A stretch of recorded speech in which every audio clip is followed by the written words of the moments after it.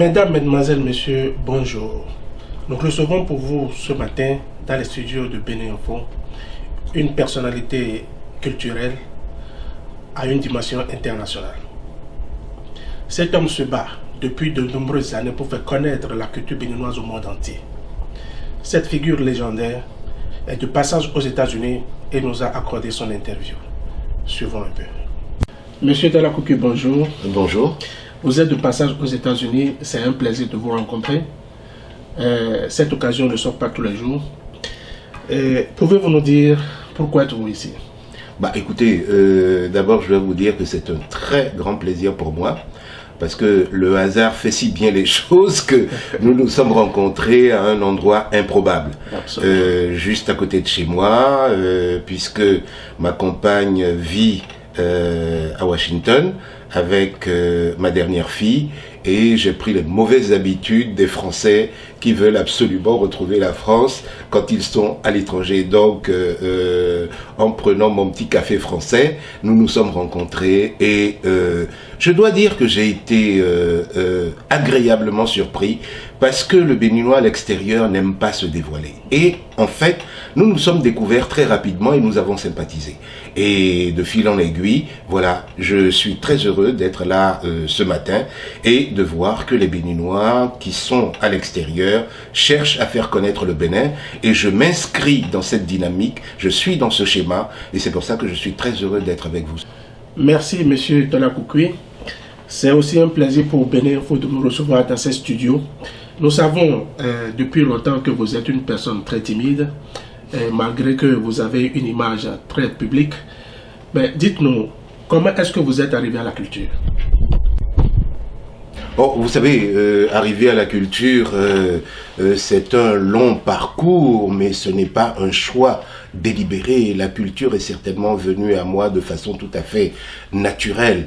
J'ai coutume de dire que très souvent que quand j'étais gosse, j'aimais bien aller vers les gens, j'aimais bien réunir autour de moi des amis pour qu'on parle ensemble, pour qu'on s'amuse ensemble. Et je crois que c'est de cette époque où j'étais à l'école où je me suis rendu compte que en rassemblant du monde autour de moi, que ça produisait des effets, que en évoluant, bien évidemment, et je dis c'est un privilège, de faire de son métier, de faire de sa passion une métier. Donc j'ai exploré ce champ-là, et je suis plus particulièrement aujourd'hui, en m'appuyant bien évidemment sur les arts de la scène, c'est-à-dire le théâtre, et par extension la télévision et le cinéma, et je suis aussi formateur. Donc la culture pour moi, c'est quelque chose qui me permet d'aller vers les autres, de me faire connaître et d'être plus curieux sur les choses du monde. Et en prenant conscience, je me suis aperçu que c'était une des meilleures manières de faire connaître non pas seulement mon pays, mais de faire connaître mon identité et de savoir dans quel cadre je m'inscris dans ce concert international de la culture, mondial de la culture, universel, pour être plus précis. Nous savons que vous aimez beaucoup votre pays. Vous êtes un véhicule qui transporte la culture béninoise à l'étranger. Vous êtes dans ce métier-là déjà plus de 40 ans. Et aujourd'hui, si on doit retracer votre parcours, qu'est-ce que vous en dites?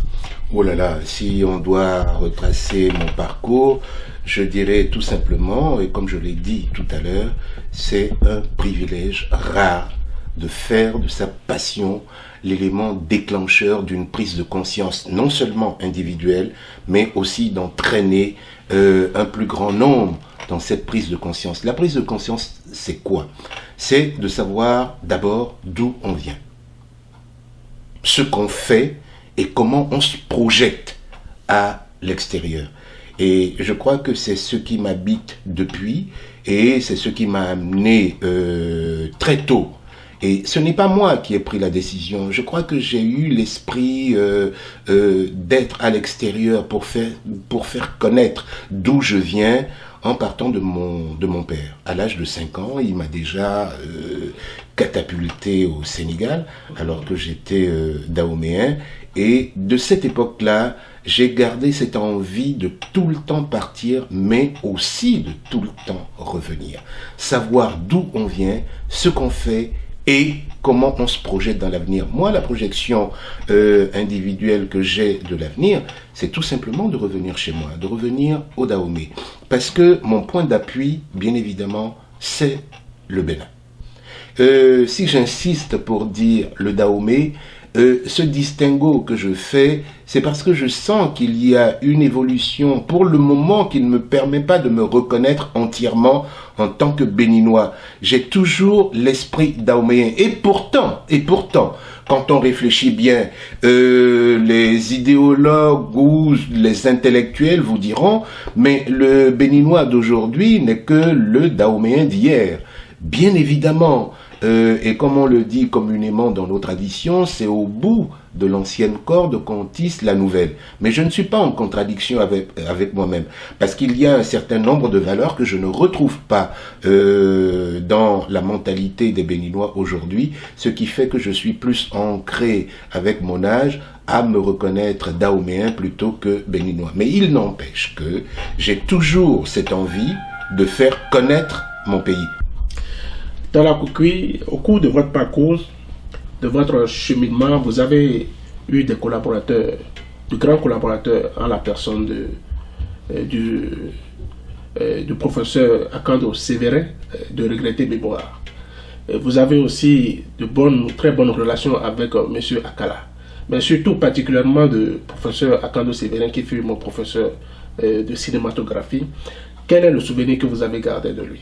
Non, Akando Sévérin, je dois dire que, pour être précis, que nous ne nous connaissons pas vraiment. Je le connais, c'est vrai, parce que quand je suis revenu au Bénin, dans ce milieu culturel, bien évidemment, Akando Sévérin était incontournable. Ce que je sais de lui, de l'extérieur, quand je l'observe, c'était quelqu'un qui était passionné. C'était quelqu'un qui y croyait et quand on le regardait, il était tellement passionné que très souvent il était au bord des larmes. Et je dis que quand on est passionné, quand on développe quelque chose qui vous tient à cœur, on est certainement dans cet état et cet état je le connais. Donc je voudrais malgré tout lui rendre hommage. Il nous a quittés un peu trop tôt, ce qui ne m'a pas permis moi de le connaître comme j'aurais souhaité le connaître. Mais il a des relations que j'ai connues un peu plus et qui sont toujours vivants aujourd'hui, d'autant plus que celui dont je vais parler, Akala Akambi, est un de mes comédiens. Il a été directeur de la cinématographie, il est à la retraite aujourd'hui, trop jeune pour être à la retraite, mais dans notre milieu artistique, on ne prend jamais la retraite, il continue de travailler. Je lui fais un petit coucou, s'il écoute, s'il nous voit, voilà. Dans la Koukoui, vous êtes une légende vivante, vous avez beaucoup de chefs-d'œuvre à votre actif, mais votre dernière production, Kondo le requin, pourquoi est-ce que vous avez choisi Kondo le requin? Oui, d'abord je vais dire légende et vivante, ça ne va pas très ensemble, mais j'accepte le terme puisque ça se dit très souvent. Pourquoi Kondo le requin? Et comme je l'ai dit tout à l'heure, c'est au bout de l'ancienne corde qu'on tisse la nouvelle. Si moi j'évoque Béhanzin, c'est parce que Béhanzin est une figure tutélaire de la résistance, de la pénétration de l'étranger, je dis bien de l'étranger, sur les terres africaines et plus particulièrement sur les terres du Bénin et du Dahomey. Et pour moi, Béhanzin est, au même titre que Soundiata Keïta, des héros de la résistance, de cette pénétration de l'étranger sur le sol africain, et plus près de nous, à l'aube de nos indépendances, les Sylvanus Olympio, les Amilcar Cabral, les Lumumba, et encore plus près de nous, Thomas Sankara. Il me fallait, moi, un exemple, m'appuyer sur une figure tutélaire, comme je l'ai dit tout à l'heure, pour montrer un peu quelle était ma vision et quelle était la prise de conscience que j'avais sur l'identité qui est la mienne, l'identité africaine et l'identité dahoméenne et béninoise. Et donc j'ai pensé que l'histoire de Kondo le requin, qui retrace l'histoire particulière du Dahomey, était assez représentative de l'histoire de l'Afrique en général. Et c'est extraordinaire parce que cette pièce, je l'ai montée en 2007. Et évidemment, nous sommes en 2017 aujourd'hui et je n'aurais jamais imaginé, vu les conditions dans lesquelles les productions se font en Afrique, je n'aurais jamais imaginé que de 2007 à aujourd'hui, je reprendrais le spectacle. Et en fin de compte, ce n'est que maintenant, depuis le mois de mai dernier, que j'ai repris Kondo le requin dans le cadre de la commémoration du décès de son auteur, à savoir Jean Pliat, que la vie réelle de Kondo le requin a commencé. Et c'est ce qui va me permettre d'ailleurs de dire une chose fondamentale. Le fait que je sois de manière tout à fait privée aux États-Unis aujourd'hui et plus particulièrement à Washington, je voudrais quand même capitaliser cette présence et sortir du cadre privé dans lequel je suis pour dire que mon souhait le plus grand, c'est de voir cette production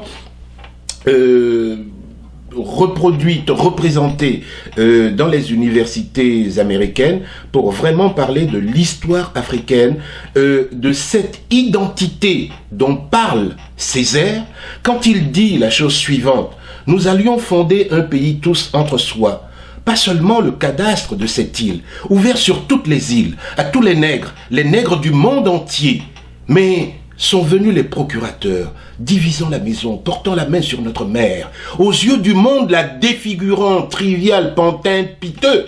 Je renvoie dos à dos la double tyrannie, celle de la brute, celle du sceptique hautain, et on ne sait de quel côté plus est la malfaisance. Voilà un peu les références qui sont les miennes, qui me disent qu'en réalité, être dans le même schéma que Césaire, la revendication de l'identité africaine en passant par un point d'appui qui est Béhanzin, qui est Kondo le requin, est quelque chose que le monde entier doit voir, que le monde entier doit connaître. Et sans être trop long, si je m'appuie sur Kondo aujourd'hui, c'est parce que la vision du président de la République, Patrice Talon, qui veut absolument développer le tourisme chez nous, je dis, chacun de nous doit prendre sa responsabilité, apporter sa pierre à la construction de l'édifice. Et pour moi, si je veux accompagner Patrice Talon dans son désir, dans sa vision de développer le tourisme chez moi, je ne peux m'appuyer que sur la culture. Donc, sur Kondo le requin, qui est l'appât. Kondo le requin doit être vu à l'extérieur pour que l'extérieur ait envie de venir visiter le Bénin. Voilà un peu quels sont les rêves que je nourris à travers cette production pour non seulement faire connaître le Bénin et faire connaître aussi l'Afrique. Voilà un peu la vocation qui est la mienne. Et si depuis une dizaine d'années, j'essaie, comme je le dis, de revenir chez moi, c'est-à-dire au Bénin, c'est tout simplement pour donner un sens à ma vie. Chacun de nous doit laisser quelque chose avant de partir, parce que nous savons que nous ne sommes pas éternels. Et la permanence de la mémoire doit se retrouver à travers les œuvres que nous laissons. Et modestement, humblement, je pense que Kondo le requin peut m'aider, moi, à pérenniser cette volonté que j'ai de parler de l'Afrique et de faire respecter l'Afrique à travers le monde, et plus particulièrement le Bénin, bien évidemment.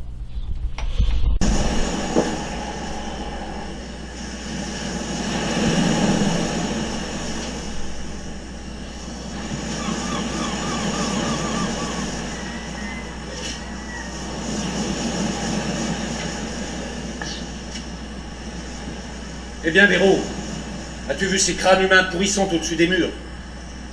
N'es-tu pas écœuré par la puanteur qui s'exhale des fossés remplis de cadavres? Nous venons en effet de traverser la célèbre place d'Adjaï où se font les sacrifices humains. Ah, tais-toi, ces horreurs me rendent malade.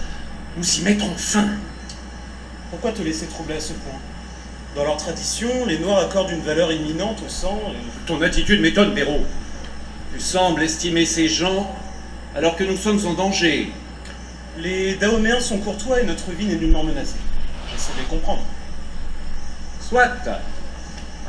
Et maintenant que nous voici dans ce palais de Singboji, crois-tu qu'il s'agisse d'une audience et que mon assistance a pu fléchir ces hôtes bizarres et que le roi Gléglé accepte enfin de me recevoir depuis 40 jours que je l'attends, oser traiter de la sorte l'envoyé du président de la République française.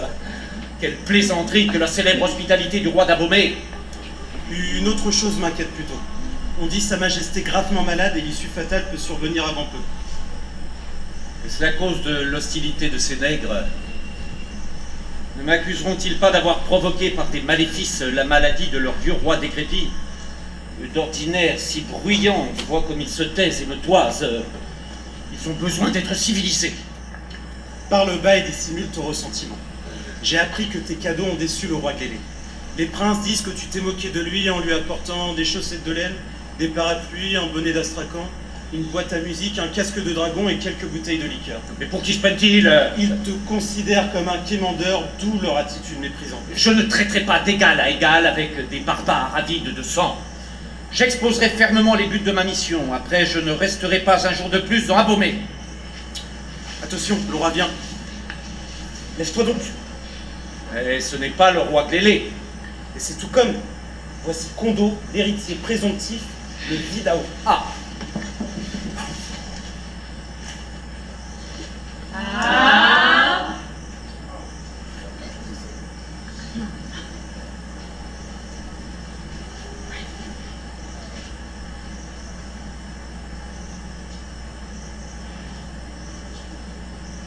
Autre blanc. Depuis bientôt 2 lunes, le roi est souffrant. En de pareilles circonstances, nos langues devraient uniquement formuler des vœux de guérison et implorer la faveur des vaudous.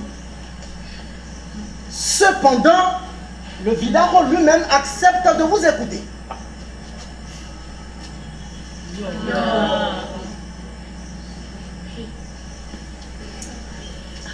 Il se croit le descendant d'une panthère et ne veut pas se déshonorer en serrant la main à un homme. Que de prétention.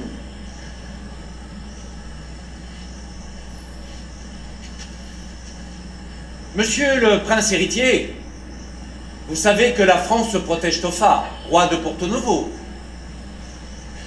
Depuis longtemps, notre ami se plaint des méfaits d'Abomey. Il faut le laisser en paix, car attaquer notre protégé, c'est nous offenser, et cela peut être une cause de guerre. Ah, votre honneur ne peut s'abaisser à parler à haute voix devant les étrangers. Chuchotez vos réponses et je les transmettrai. Non, mais où?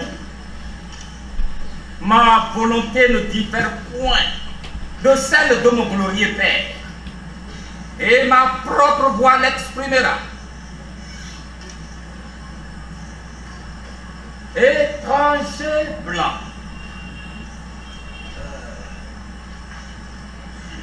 Au sujet de nos frères de Ogonou, que vous appelez Porto Novo, rassurez-vous. Tôt ou tard, nous nous entendrons, car les nombrils de nos ancêtres ont été enterrés dans la même terre d'Adjatado. J'en prends acte avec plaisir. D'autre part, le roi Glélé a signé 2 traités accordant à la France des droits sur le territoire de Cotonou.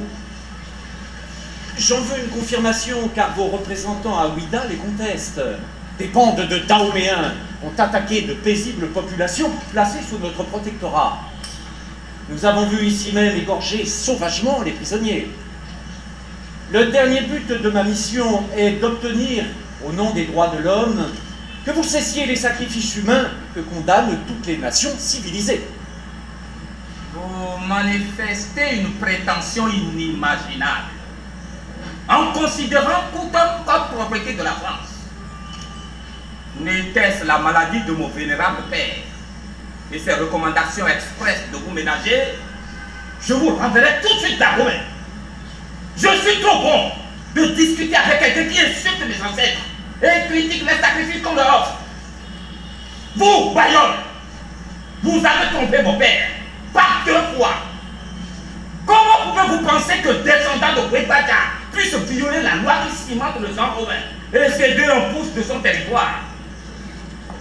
C'est un cœur de panthère souveraine et non celui d'un marchand cupide qui bat dans ma poitrine. Plaît-il? Remettez-vous en cause des traités régulièrement signés avec le président de la République française? Vous avez abusé de notre bonne foi. Est-ce pour nous déposséder que votre roi nous a envoyé ces cadeaux ridicules? Votre roi, comme vous dites, ne veut sûrement pas un roi clair de notre pays, puisqu'il ignore les bons usages. Pour récompenser le moindre de ses esclaves, le roi, mon père, lui donne au bas mot une femme, une filière de courrier, sans compter d'autres choses utiles. Là n'est pas la question. Reconnaissez-vous les droits de la France? Mais au nom de quoi? De qui? Un étranger ose-t-il parler aux descendants de Bouébadia de droit sur le temps romain? Sous prétexte de commerce, vous en voulez donc à notre terre. Je ne puis en entendre davantage. Le roi, mon père, écrira à votre roi et vous contresignerez la lettre. Voilà mon dernier mot.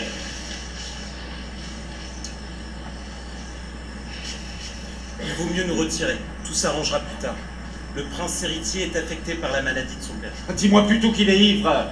À mes propositions pacifiques, n'as-tu pas entendu ces réponses menaçantes? Dans ma carrière de gouverneur des rivières du Sud, jamais l'on ne m'a traité de la sorte. Jamais. Allons-nous-en. De grandes nouvelles. Les princes s'assemblent sur la place de Sigaudier et se lamentent. Le grand guérisseur Kérégbé va dépêcher auprès de vous notre soleil levant.